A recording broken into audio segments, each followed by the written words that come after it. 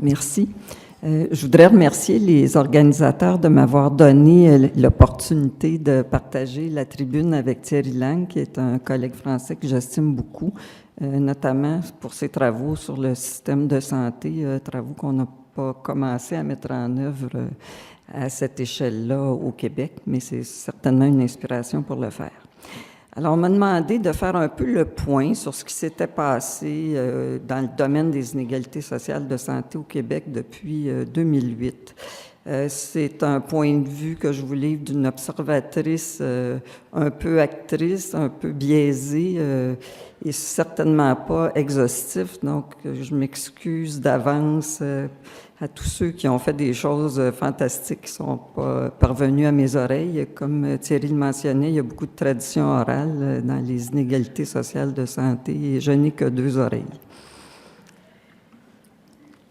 Alors, en 2008, si vous vous en souvenez, il y avait eu les journées annuelles de santé publique qui avaient mis l'emphase sur la réduction des inégalités sociales. C'était l'année où Michael Marmot, qui présidait la Commission sur les déterminants sociaux de l'OMS, avait fait paraître son rapport « Closing the Gap », combler le fossé en une génération. Et c'était un rapport très étayé qui avait fait travailler plusieurs équipes de recherche pendant 3 ans. C'était un rapport aussi qui appelait les choses par leur nom et qui disait que si on voulait abolir les inégalités sociales de santé, il fallait s'attaquer d'emblée à la répartition du pouvoir, de l'argent et des ressources.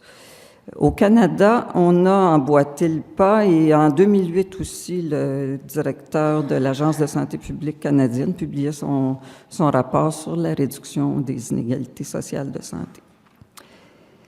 Mais il se passait autre chose au Canada pendant ce temps-là. Et ce que l'OCDE nous a souligné, c'est que les inégalités croissaient au Canada et que le Canada était un des pays où les inégalités socio-économiques s'étaient davantage manifestées dans les dernières années.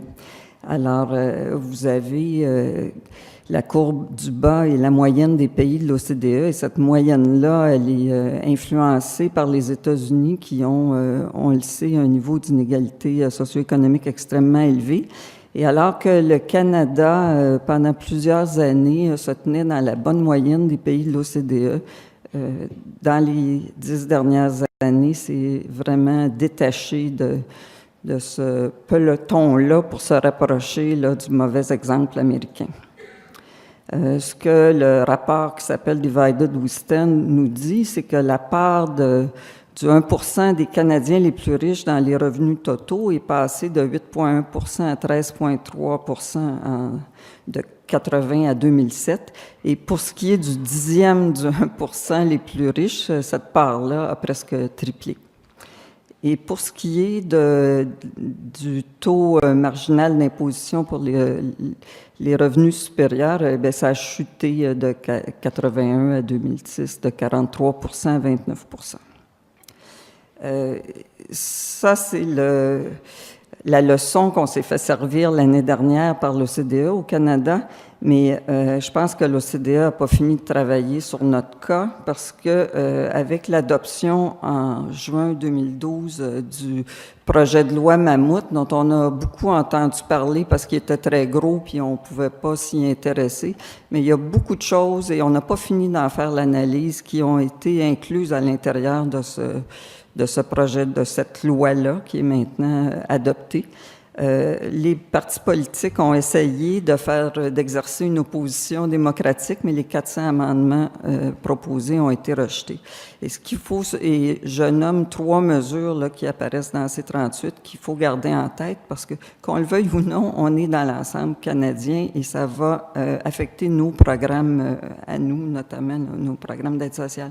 Alors, un relèvement de l'âge de la retraite, pas pour tout de suite, évidemment, mais progressif. Et c'est sûr que pour les plus pauvres, les prestations de sécurité de vieillesse, c'était une amélioration de leurs conditions. Et le Canada avait fait beaucoup de progrès dans la lutte à la pauvreté chez les personnes âgées à cause de ça. Donc, on va laisser des gens assistés sociaux ou dans des conditions très précaires plus longtemps. des modifications très inquiétantes à l'assurance chômage où on va inciter, le discours, c'est qu'il y a des emplois au Canada, il n'y a pas de raison qu'on paye de l'assurance chômage s'il y a des emplois. Alors, un emploi, n'importe quel emploi, et n'importe qui est capable de voir un peu les effets voit bien que ça va entraîner une pression à la baisse sur les niveaux de salaire. Si on a une certaine formation, on est agent de programmation en santé publique et puis qu'on perd notre poste et puis qu'on se retrouve à travailler dans les services, c'est sûr qu'il y a une dégradation. Donc, les inégalités vont évidemment augmenter là, si tout ça se met en place comme c'est prévu. L'abolition de l'équité salariale dans les contrats fédéraux, une autre mesure qui est très inquiétante puisque les pays scandinaves, notamment, ont réalisé beaucoup dans la lutte à la pauvreté en s'attaquant aux différences salariales entre les hommes et les femmes imputables au genre. Ah, ça, c'était pas prévu.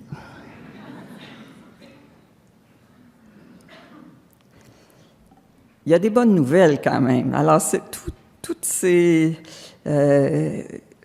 évolutions inquiétantes au Canada sont quand même relevées par de plus en plus de personnes qui soulignent et qui mettent de l'avant que la part du 1%, c'est comme ça que ça a été symboliquement véhiculé comme message dans les mouvements Occupy Wall Street, les indignados d'Espagne et tout ça. On a eu aussi ce mouvement-là à Montréal, Occupy Montréal. On a eu tout le printemps érable où beaucoup de choses ont été discutées, mais beaucoup les inégalités sociales étaient à l'ordre du jour des manifestations.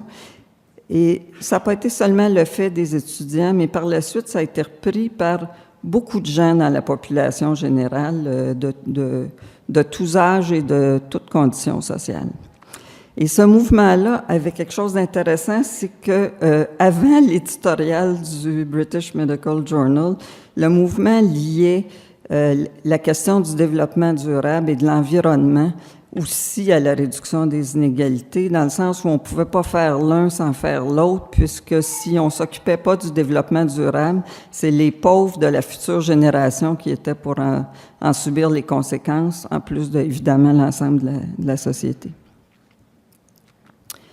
Du point de vue de la santé publique, on a été très actifs aussi dans ce qui est des efforts de réduction d'inégalités sociales de santé, à tout le moins en produisant des rapports, ce qui est certainement un premier pas. Alors, j'ai jamais réussi à le cadrer comme il faut, mes excuses à Alain Poirier, à Horacio Arruda. C'est le rapport du directeur national de santé publique riche de tous ses enfants. Il y a eu des efforts de fait aussi dans la région de la capitale nationale, un forum avec des interventions discutées pour réduire les inégalités sociales.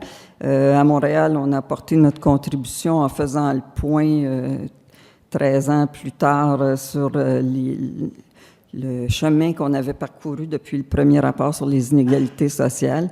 Et dernièrement, en Mauricie, un rapport que je veux saluer particulièrement, puisque c'est un rapport qui est très substantiel et qui vient d'une région intermédiaire où on peut s'imaginer que beaucoup de ressources ont dû être mobilisées pour réaliser ce rapport-là.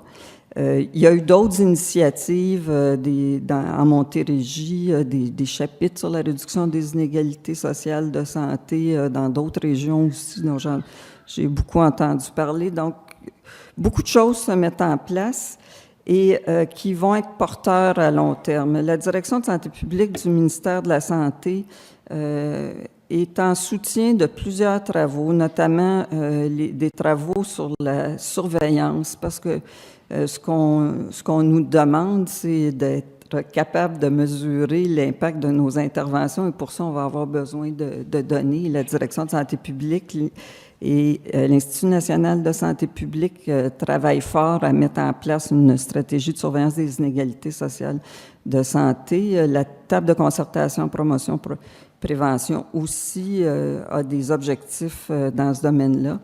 Et je veux souligner aussi tous les efforts là, qui ont été faits par le Centre collaborateur canadien sur les politiques publiques et la santé en lien avec l'INSPQ, encore là, la direction de santé publique du ministère, pour le développement de l'évaluation d'impact sur la santé. L'évaluation d'impact sur la santé, c'est une évaluation aussi de l'impact sur l'équité en santé. Ça fait partie du processus et c'est certainement très porteur au Québec. Et enfin, au niveau canadien, un centre collaborateur qui s'est structuré autour de l'aide aux intervenants de santé publique pour réduire les inégalités sociales de santé, qui a un site Cliquez pour l'équité qui essaie de venir en aide et de répondre aux questions des gens qui veulent intervenir en réduction des inégalités de la santé. Il reste que sur le terrain, malgré tous nos rapports, on a plutôt tendance à se tenir dans les cercles du bas que dans les cercles du haut dans nos interventions. Alors, c'est sûr qu'il y a eu beaucoup d'initiatives au Québec sur les saines habitudes de vie. On s'occupe de développement local, des réseaux communautaires. Ça, on le fait assez bien.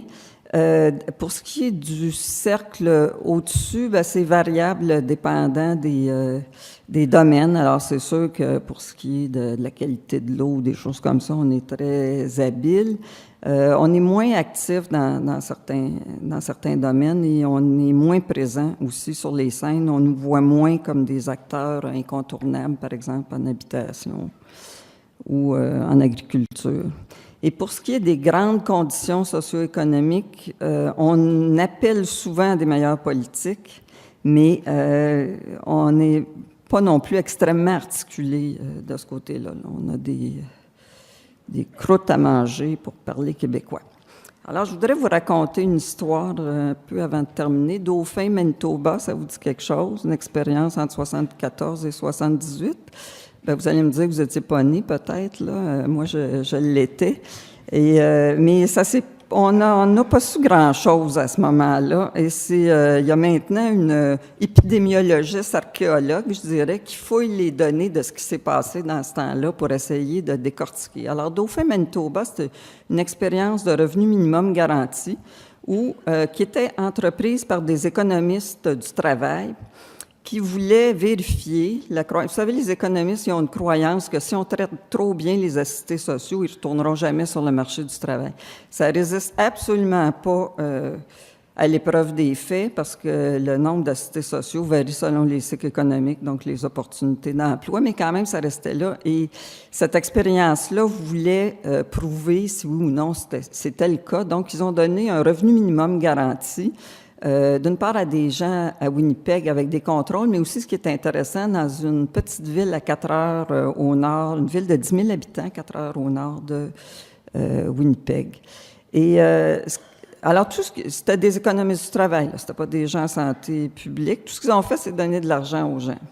Et les gens de santé communautaire de l'Université du Manitoba se sont mis à regarder plusieurs années plus tard qu'est-ce qui s'était passé pendant cette période-là de 4 ans à Dauphin, Manitoba. Et on a vu une diminution de 8,5 % des hospitalisations. Aucune intervention en santé, simplement donner de l'argent aux gens.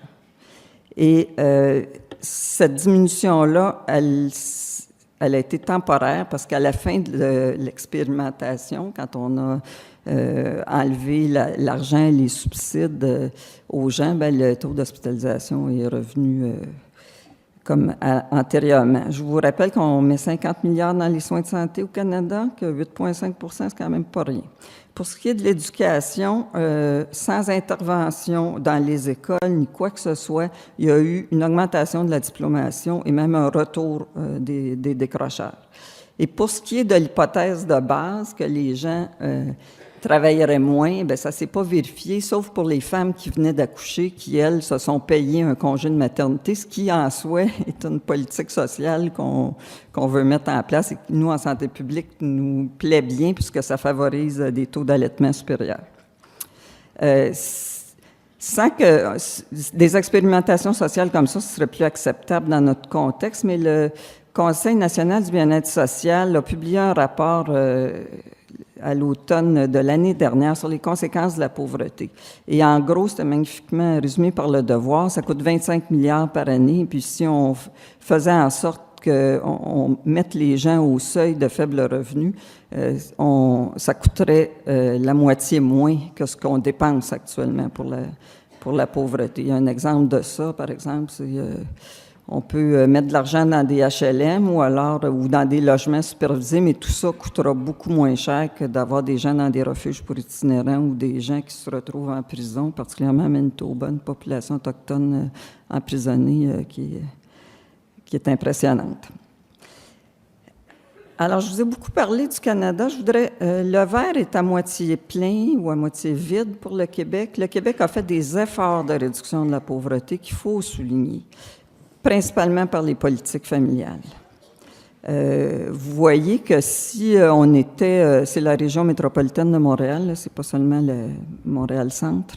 Alors, si on était dans les mauvais élèves au début au niveau de la pauvreté, on a fait des progrès substantiels depuis l'adoption de la loi contre la pauvreté et l'exclusion. Et même si 2008 nous a vu rechuter comme beaucoup d'autres pendant la crise, les efforts ont quand même repris. Nous, on pense à Montréal qu'on ressent ça dans le domaine de la santé parce que curieusement, on devrait avoir plus de problèmes en santé infantile que ce qu'on a et on se retrouve, la métropole canadienne, avec les meilleures statistiques en santé infantile. Alors, qu'est-ce qu'on fait demain matin, maintenant? Alors, on fait comme Rudolf Virchow. C'est qui Rudolf Virchow? Quelqu'un de bien sérieux, comme vous le voyez, le fondateur de la pathologie moderne, la pathologie cellulaire. Lui, il a affirmé, après un rapport sur les conditions de santé des mineurs de Silésie, que l'étiologie de la maladie était plurifactorielle et que les conditions de vie étaient le facteur le plus important. Donc, on véhicule ce message-là avec assurance sur toutes les tribunes. On a vraiment bien assez de données. Michael Marmot disait en 1980, on est rendu au point où on en sait assez sur les déterminants sociaux de la santé. On n'a pas de raison de ne pas agir tout de suite. Il ne faut pas faire comme pour le tabac où on a attendu 30 ans après les évidences épidémiologiques avant de se mettre en marche. Je reviens un peu sur ce que Thierry a dit. Il faut faire une veille scientifique sur l'impact de nos interventions. Un article qui est paru récemment qui donne un exemple de ce qu'il faut surveiller dans la littérature scientifique. Cette équipe de l'Université d'Ottawa a regardé les interventions qui augmentaient les inégalités sociales de santé selon qui avaient été mesurées dans plusieurs études où il y avait les données primaires et les campagnes médiatiques grand public, les interdictions de fumer sur les lieux de travail, les interventions où on donne du matériel écrit à des gens étaient susceptibles de creuser les inégalités sociales de santé. Par contre, les suppléments d'acide folique gratuits, les interventions sur l'organisation du travail ou les mesures fiscales pour le tabac étaient susceptibles de les réduire. Il faut mesurer ce qu'on fait, puis ça, on est capable de le faire pour plusieurs choses. Ça, c'est une vieille diapo que j'aime bien, que j'avais pris à la Direction de santé publique de Montréal, à leur unité de surveillance. Et je pense que quand on a regardé la coqueluche, là, ça, c'est un programme de vaccination typique santé publique, eh bien, quand on a ces chiffres-là, que les gens qui sont des revenus supérieurs puis les gens de revenus inférieurs ont le même taux de coqueluche, c'est qu'on fait bien notre travail en santé publique. On les crée pas, les inégalités sociales de santé, on les aggrave pas. Il faut pas mesurer seulement une fois dans le temps, par exemple. Il faudrait le refaire, d'ailleurs. Alors, si on voit qu'au début de la période, les remplacements hanches, fémurs et genoux dans notre système de santé, où il n'y avait aucune différence ou des différences imputables aux revenus qu'on pouvait expliquer par la comorbidité des gens pauvres, on voit que cette situation-là, il faut toujours la surveiller. Les inégalités sociales, il faut les surveiller. Absolument. Il faut mesurer l'accès aux ressources, on reviendra. C'était les garderies. Puis je termine avec une idée que profite de la tribune pour la lancer. On avait des inspecteurs de santé publique avant et on les a laissés aller avec le temps. Et nous, quand on est confronté à des moisissures comme ça, on se demande si ce ne serait pas une bonne idée de récupérer un peu notre capacité d'intervention qui profiterait à l'ensemble de la population, mais qui serait un universalisme proportionné, comme Thierry en parlait, qui nous permettrait d'agir plus pour les clientèles les plus démunies. Alors, ma conclusion, c'est mesurer ce que vous faites. Moi, j'ai bien confiance dans la compétence des gens de santé publique au Québec. Il y a des gens bien formés, il y a des gens qui sont passionnés, qui connaissent leur métier. Ils ne peuvent pas améliorer la situation s'ils ne connaissent pas, mais à partir du moment où ils vont s'apercevoir qu'il y a des inégalités sociales qui sont générées par leur propre programme, je suis convaincue que le simple fait de les mesurer va faire que ça va s'améliorer. Et un de mes anciens professeurs à McGill disait « Si vous ne pouvez pas mesurer, mesurez quand même ». C'est comme ça que la mesure s'améliore. Alors, je vous remercie.